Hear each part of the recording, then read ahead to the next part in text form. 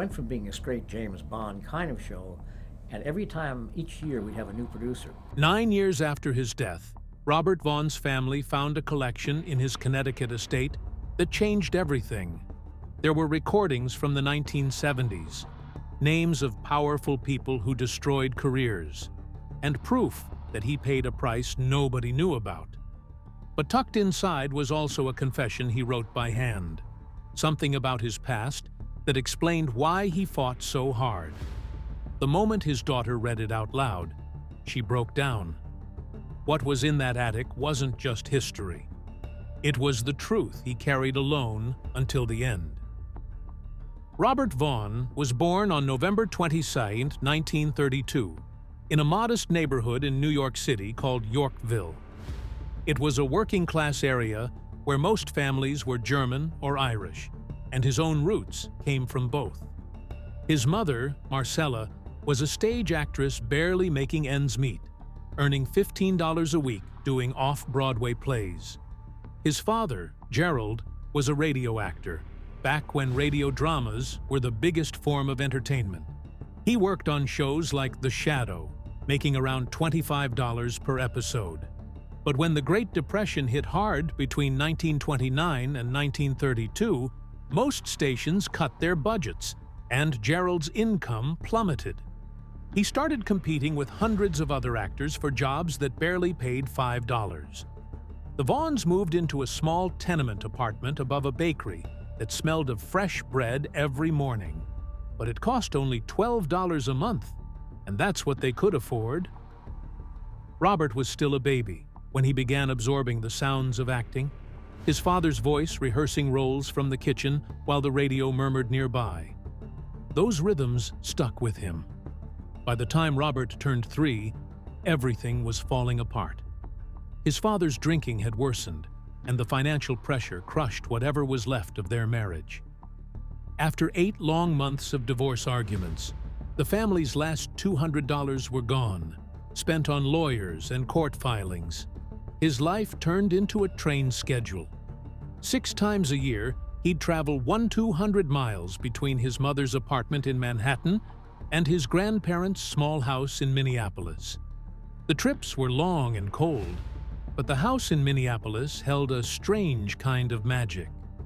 Wooden crates in the basement filled with old radio scripts. There were 347 of them, and Robert read them one by one. He performed those stories out loud for his grandmother and her friends, mimicking characters from Amos and Andy and the Lone Ranger. It was his way of disappearing from the chaos, from the bitterness between his parents, from the things they said about each other when he visited them. That constant tug of war turned him into someone who could adapt to any room he entered. But it also left a quiet crack inside him, one he'd later use to build the characters he played on screen. When he got to high school in Minneapolis, theater became his lifeline. At North High, he poured everything into school plays. He played Sheridan Whiteside in The Man Who Came to Dinner, a role that got him standing ovations. His drama teacher, Miss Hartwell, said he was unusually polished for a 16-year-old, someone who could memorize 40 pages of lines in just 2 days. To help with money, he got a job delivering medicine for a pharmacy, even during freezing winters, making $8 a week. He didn't spend it. He saved $156 by the time he was a senior just to buy a tuxedo for a school play. That level of discipline paid off when he won the Minnesota State Drama Competition in 1949, playing Tom from the Glass Menagerie. Classmates remembered how seriously he took it. He wouldn't drop the character all day, even in math class. He was already doing a version of method acting before he knew the term.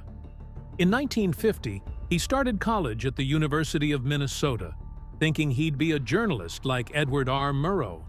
But that changed when a professor saw him in a campus play and recommended him for a scholarship theater workshop. It was only for a dozen students, and Robert got in. His performance as Creon in Antigone brought a standing ovation in front of 800 people. A student newspaper called him a natural-born actor with film star potential. He changed his major to theater. His mother was nervous, afraid he'd end up broke like his father. But Robert didn't back down. He worked 3 jobs, tutoring speech students for $2 an hour, reading news on campus radio for $15 a week, and ushering at the Orpheum Theater for $8 and free tickets. In 1955, he took a leap.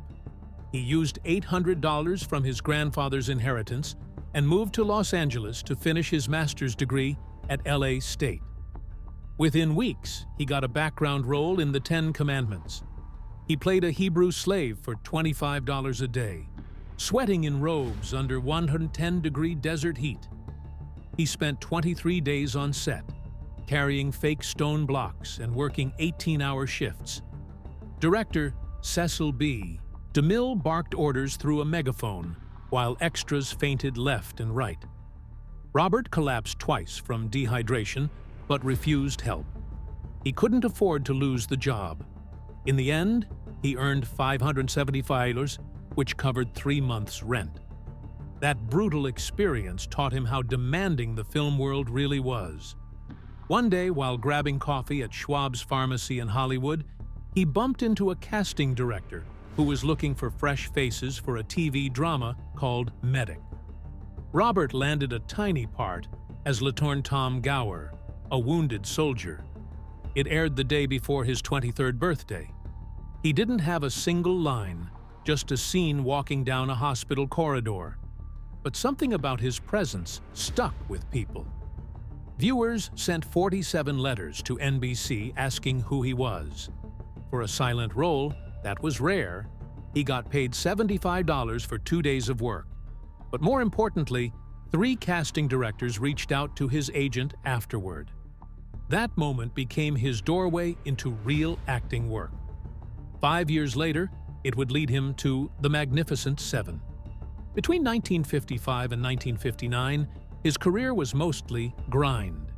He picked up guest roles in westerns like Gunsmoke, Wagon Train, and Have Gun, Will Travel, earning around $50 to $75 an episode. Sometimes he had to sleep in his car, but the repetition built his name in casting circles. Westerns were everywhere on TV, over 30 shows at one point, and Robert's face started showing up often. He could play the good guy or the villain, and that made him valuable. His move into film was slow. His early parts were in smaller productions. Directors were tough, and the industry unforgiving. Around this time, he began studying method acting, trying to improve. Many of his peers did the same. It was a hard period, filled with rejections and tiny wins. Broadway wasn't much easier. He got involved in stage productions, and while the experience sharpened him, the backstage world was tense. Long hours, clashing egos, no space to breathe. But that intensity shaped the kind of performer he became. Then came The Young Philadelphians. In 1959, he played Chester Gwynn, a physically disabled man. It was the kind of role that demanded restraint and emotion without overacting. At 26, Robert got nominated for an Academy Award for Best Supporting Actor. He also got a Golden Globe nomination. It was a turning point. Hollywood began to see him as more than just a TV actor. The role put him on the radar of directors making serious films. It proved he could carry complex roles and do it with skill. Even though his name was getting out there, he kept working in television. The schedules were brutal. Long days, not enough safety precautions. Actors did most of their own stunts. Minor injuries were part of the job, but Robert kept showing up, playing a wide range of characters, building his name episode by episode. By the end of the 1950s, casting agents saw him as someone dependable, someone who could do a lot with very little and didn't complain. In 1960, he was cast in The Magnificent Seven. He played Lee, a quiet gunfighter who joined the crew not for money, but to prove something to himself. Director John Sturges had remembered his work in The Young Philadelphians. The cast was packed with personalities. Steve McQueen, Yul Brynner, and tensions flared, especially between McQueen and others. Robert wasn't the kind to make noise. He brought a calm intelligence to the role, something different from the usual tough guy gunslingers. The movie was shot in Durango, Mexico, and the conditions were rough. Horses, dust, heat, and long hours were part of every day. Safety standards were minimal. Most of the cast weren't expert riders, which led to bruises and close calls. Still, Robert pushed through. He didn't have the biggest part, but the movie's success lifted everyone involved.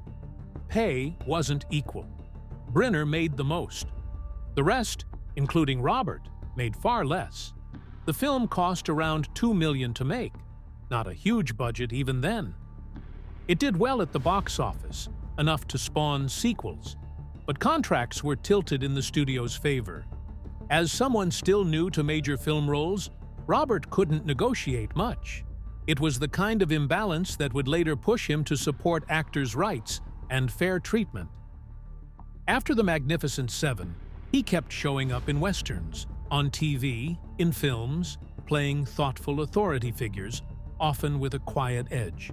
His roles reflected his background, his early exposure to scripts, his understanding of characters under pressure, and the emotional scars he quietly carried from a childhood of upheaval and travel. Hollywood was shifting, and so was he.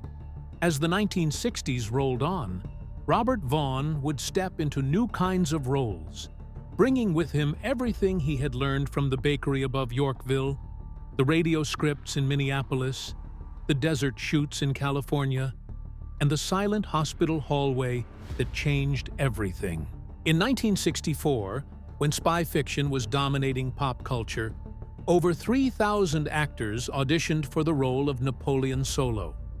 That number wasn't exaggerated for publicity. It was real, and it speaks to how fierce the competition was. But Robert Vaughn had something others didn't. Producer Norman Felton offered him $3,500 per episode, a hefty sum at the time. But it wasn't just about money. Vaughn's look had to be refined. His naturally dark hair was seen as too ordinary, so they altered it to give him that European sophistication, something that could visually compete with James Bond. In 1964, when spy fiction was dominating pop culture, over 3,000 actors auditioned for the role of Napoleon Solo. That number wasn't exaggerated for publicity, it was real, and it speaks to how fierce the competition was. But Robert Vaughn had something others didn't. Producer Norman Felton offered him $3,500 per episode, a hefty sum at the time. But it wasn't just about money. Vaughn's look had to be refined. His naturally dark hair was seen as too ordinary, so they altered it to give him that European sophistication, something that could visually compete with James Bond. That wasn't vanity, it was strategy. It worked. The Man from UNCLE debuted in September 1964, right in the thick of Cold War paranoia. It wasn't just another spy show, it paired an American with a Russian agent, Vaughn and David McCallum. That pairing was electric, and it wasn't theoretical. Over 25 million viewers tuned in at its peak. What started as a simple concept became a cultural earthquake. McCallum's role, originally minor, exploded in popularity. Young women adored him. Merchandise flooded international markets. This wasn't just TV anymore. It was branding.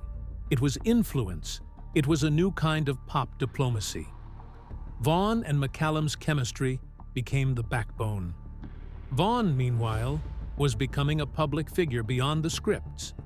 Though rumors swirled, Barbara Feldon, mysterious hotel incidents, there's little verified detail. What's real is that he was single and a frequent presence at Hollywood events. NBC managed his image tightly, as studios did back then.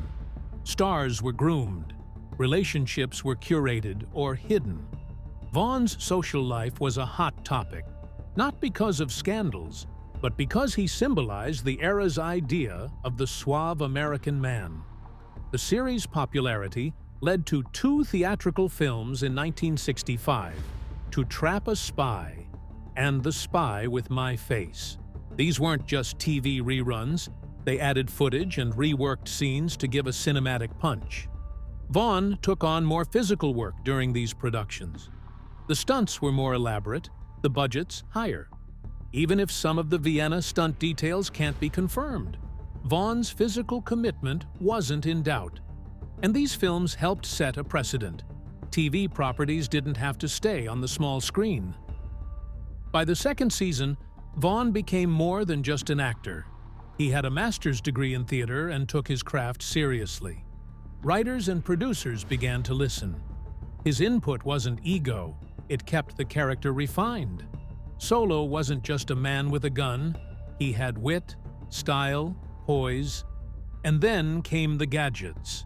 The communicator pen became iconic, copied by many spy shows that followed. Vaughn's role wasn't just about delivering lines anymore, he was shaping a genre. But by the third season, the tone began to shift. Spy stories were changing. The Batman series had exploded, and suddenly, humor and camp became fashionable. The Man from UNCLE followed suit. Plots got stranger. Some say surreal, others say ridiculous. Vaughn stayed through it, even as the show began to drift. The audiences felt it too. Ratings dropped. Eventually, NBC pulled the plug halfway through the 4th season. Still, Vaughn wasn't done. In 1968, Bullitt brought him back with a vengeance. He played Senator Walter Chalmers, a manipulative politician. That performance got him a BAFTA nomination. It was serious, tight, and opposite Steve McQueen. Vaughn originally hated the script, but took the part after a financial offer too good to pass. The shoot took place across San Francisco, and Vaughn delivered something far removed from Napoleon Solo. This wasn't a spy. This was power politics in its purest form.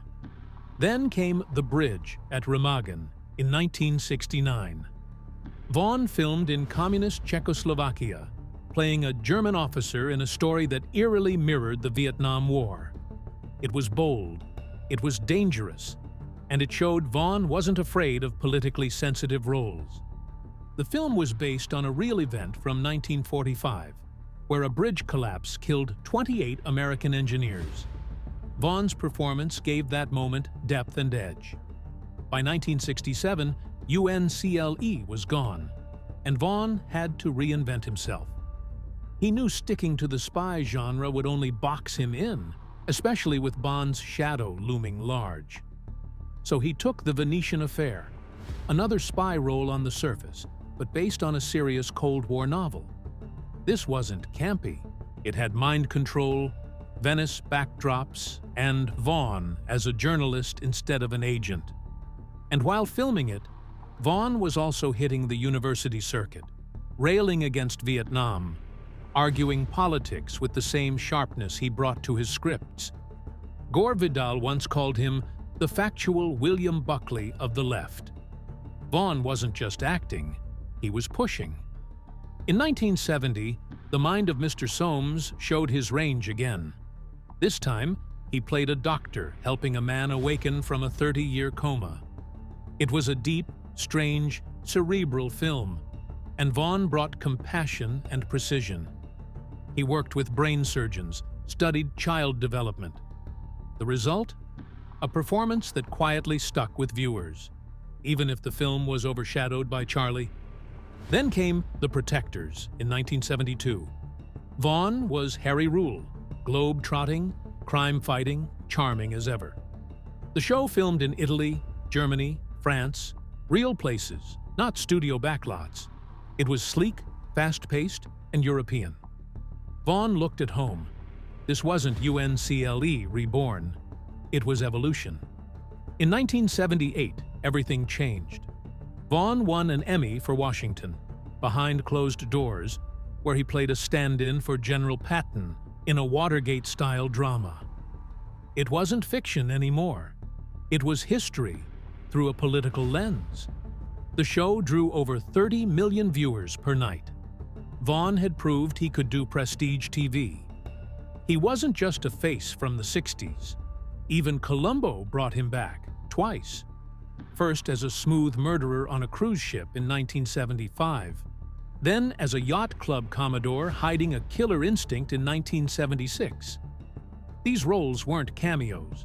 They were psychological chess matches. Vaughn thrived in them.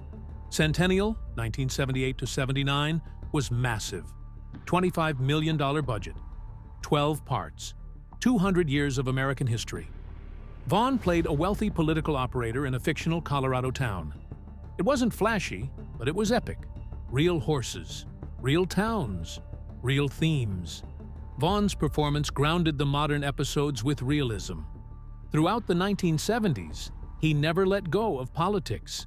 His book, Only Victims, tackled the Hollywood blacklist head-on. He wrote it as part of his PhD dissertation at UCLA. He went to protests. He spoke up at festivals. He took heat for it, but he never stopped. Even in unexpected places, he left a mark. In 1977's Demon Seed, he was just a voice. But what a voice. He played the AI Proteus 4, cold and calculating, locking a woman inside her house. That performance still haunts sci-fi fans. He didn't need a face to be terrifying. By 1983, Superman 3 gave Vaughn another shot at villainy, this time as Ross Webster. But behind the scenes, it was chaos. Richard Pryor's salary caused drama. Vaughn's billing became a battle. Scenes were cut. He called it sabotage, and he might have been right. Critics said the villain arc was chopped to bits. Then came the A-Team in 1986. Vaughn was General Hunt Stockwell, $75,000 per episode. But one stunt explosion left him with compressed vertebrae. He pushed through, cortisone injections daily. Clashed with Mr. T, called the action cartoon violence. Still, he brought weight to the final season. In Beirut that same year, while scouting Delta Force locations, Vaughn nearly triggered a real militant standoff. He mistook Hezbollah training for a film demo and started ad-libbing hostage lines. Guns were drawn. Only a local colonel stopped it from spiraling. Insurance costs doubled. Vaughn called it terrifying and illuminating. He clashed with Angela Lansbury on Murder. She wrote over smoking. Her brother's lung cancer made her strict. Vaughn couldn't stop. They compromised. Herbal cigarettes on screen, real ones off. The episode still pulled a 19.2 Nielsen rating. And then came the Hollywood Mafia scandal in 1977. Vaughn discovered a forged $10,000 check in his name. He didn't stay quiet. He called the FBI, testified. The result? Blacklisted from major projects for 5 years, lost $2.8 million in roles, but won an award for integrity. Not everyone in Hollywood would have done the same. In Nightstick, 1987, he played a cop exposing corruption. But behind the scenes, he turned the set into a class on McCarthyism, comparing 1950s blacklists to 1980s police cover-ups. It frustrated the director, but gave the film a rare intellectual backbone. When Robert Vaughn landed the role of Albert Stroller in the BBC series Hustle in 2004, it wasn't because the producers were convinced he was the right man. In fact, they almost didn't cast him at all. At 72, there were quiet talks behind the scenes about insurance risks and whether he'd keep up with the physical demands of playing a charming con man. But Vaughn walked into that audition and delivered a story. Not a line from the script, but a memory from his past, talking about the blacklists in Hollywood and how it felt to be shut out. The room changed. That moment won him the role. Over the next 8 years, across 28 episodes, he anchored the series with a calm strength that no one else could match. The younger cast members looked up to him. Critics praised him. Millions of viewers tuned in. not knowing they were watching a man who had just beat back one of the most subtle forms of rejection in the business. There was a day on set during the first season that turned into legend. They were filming a complex bank heist scene. On take 23, yes, 23, the water pipes burst. The set flooded. Everything was chaos. Crew scrambled, cameras stopped rolling. But Vaughn didn't break character. He started throwing out lines in a perfect London accent using slang he'd picked up from taxi drivers since arriving. Everyone froze, then burst into laughter. Even the director kept the footage. That unscripted moment made the final cut. It wasn't supposed to work, but it did. That episode reached over 7 million people in the UK. Vaughn became the glue that held the show together. In 2012, at age 79, Vaughn took on a guest role in Coronation Street. Nobody expected what happened next. There was a nightclub scene. His character had to dance. The younger actors were stretching, warming up. Assistants whispered about giving him a body double or shooting it in quick cuts. But when the music started, Vaughn danced. Not just shuffling around. He danced like it was 1965 again. Spins, dips, footwork. The room stopped. Later, he made a few offhand comments about how lazy the writing was for older characters, joking about how he didn't want to play another rich old American. Some of those ad-libs made it into the show. Behind the scenes, cast members said he was clearly frustrated, but also clearly in control. What no one knew was that during those final roles, including his voice work in The Lorax and a small part in Excuse Me for Living, he was sick. He had leukemia. He kept it hidden. He told people he was just tired because of his age. During filming, he'd ask for breaks, but never complain. There was a scene in Excuse Me for Living where his character talks about death. Looking back, the director said something about that scene felt heavy, like Vaughn wasn't acting. And he wasn't. He knew. But he kept going, working through pain until the very end.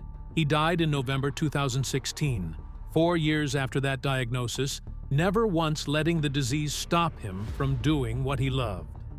Years earlier, back in 1998, Vaughn reached a career milestone. His 100th film was a strange little comedy called Basketball, directed by the creators of South Park. Vaughn played a cartoonish villain and used it to poke fun at himself. He threw in lines about being a spy, winked at the camera, and had everyone on set laughing. Matt Stone said Vaughn was fearless. The old-school actor who once played it straight was now playing it loose, and it worked. It reminded people he could be funny, sharp, and self-aware. That role helped kick off his final act in television, but not everything was smooth. In 2008, Vaughn published a memoir called A Fortunate Life. In it, he admitted something few stars ever do. He was almost broke. Bad real estate deals, a failed casino, even a vineyard that never took off. He lost over $2 million. For a while, he was living on just $3,000 a month. His house in Ridgefield, Connecticut, the one he loved, was nearly lost to foreclosure. What saved it? The checks from Hustle. He was honest about the shame and stress. Other actors read his book and saw themselves in it. Behind the tailored suits and TV credits, Vaughn had been hustling for survival too. In his personal life, things were just as layered. He met Linda Staub in 1972 on a blind date in Beverly Hills. He was 40, famously single, a bit wary of commitment. But there was something about her. They spent weekends driving to Carmel, sneaking into quiet restaurants in LA, talking late into the night. They got married in 1974 in a small Catholic church. They wanted children, but it didn't come easy. After years of heartbreak, they adopted 2 daughters, Cassidy and Caitlin. Their home, a 12-room estate once owned by Harry Houdini, became their safe place. It even had hidden rooms and a seance chamber that Vaughn turned into a study. He loved the mystery of it. Then came a story that shocked Hollywood. For over 30 years, Vaughn believed he was the father of Matthew Vaughn, the future director of X-Men First Class and Kingsman. He supported Matthew emotionally and financially, never missing a school play or film screening. But in 2002, a medical emergency led to DNA testing. The results said otherwise. It could have shattered them, but it didn't. Matthew said something that stayed with people. "Robert will always be my dad. Biology doesn't define fatherhood." The bond held. They stayed close. And when First Class was released, Matthew dedicated it to him. Vaughn wasn't just a movie star. In 1970, he earned a PhD. Not honorary, real, researched 300 pages. He wrote about the HUAC blacklist, interviewing over 100 artists whose careers were destroyed by suspicion. He called it terror disguised as patriotism. It cost him work. His agency dropped him. Studios stopped calling. But he didn't regret it. That research became a book in 1972, Only Victims. People finally saw the full version of him. Actor, academic, activist. The FBI saw him too. After a fiery speech against the Vietnam War in 1965, J. Edgar Hoover put him on a watch list. Over 247 pages of reports tracked his movements. Every rally, every phone call, every opinion. The IRS audited him every year for 6 straight years. Studios quietly labeled him unreliable. He lost the sequel to The Dirty Dozen. He lost a Bond villain role. He lost around $2.3 million in deals. But he kept speaking. He never backed down. And then there was the feud. John Wayne and Robert Vaughn couldn't have been more different. In 1972, when Only Victims exposed how some actors had secretly helped the blacklist, Wayne's name came up. He was furious. At a dinner in 1973, in front of hundreds of Hollywood elite, Wayne confronted Vaughn and called him a traitor. Vaughn didn't respond, but the fallout lasted years. Wayne made sure Vaughn never got a star on the Walk of Fame. They never spoke again. Through it all, Vaughn was fighting another demon: alcohol. After The Man from UNCLE ended, his drinking spiraled. By the 1980s, he was known on set for arriving tipsy. In 1984, he crashed his car while driving with his daughter. That night changed everything. He quietly checked into rehab at the Betty Ford Center in January 1985. No press, no announcement. His family told people he was writing a book. He came out sober and stayed that way for the rest of his life. He lectured at USC, mentored young actors, and built a private library of over 3,000 books, most of them about censorship, rebellion, and truth.